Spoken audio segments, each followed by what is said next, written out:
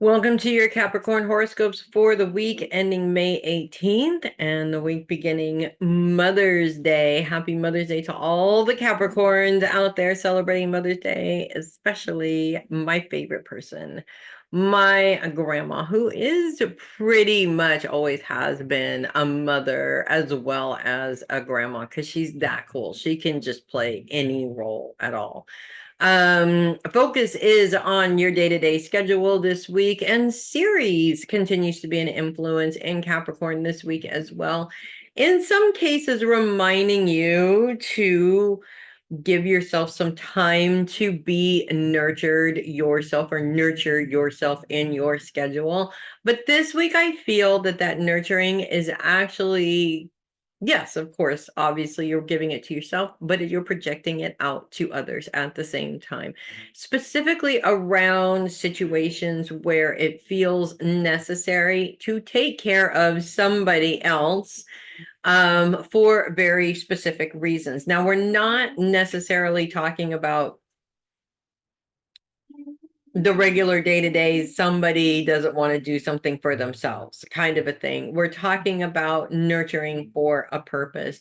Somebody around you needs either emotional time or they need physical help due to age or injuries or what have you.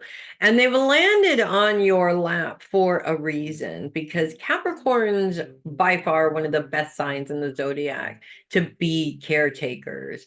Even though Capricorns aren't generally very demonstrative when it comes to their love, they show their love in how they care for the people around them for sure. And so I feel like this focus coming up this week, um, it could go one of two ways, actually. One, it's a situation where this is taking up more of your time than it normally does, which you're fine with. Or two, it's a situation that feels like it's been taking up a lot of your time and it's getting really frustrating. And who hasn't been frustrated when they're in that caretaking position? I mean, come on.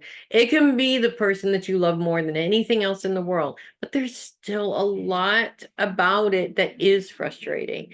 And that's why it's so important, Capricorns, that when you are nurturing others, you are nurturing you at the same time. This is something that I see almost every Capricorn do. I've seen my grandma do it a million times. Okay. It's all the focus is on everybody else and none of the focus is on you.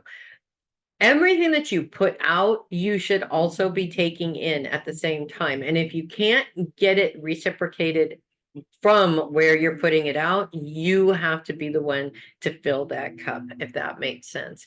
So situations are definitely, this seems to be what is the big main focus of this week is having this problem and having this problem again because it's probably a situation that has come up before.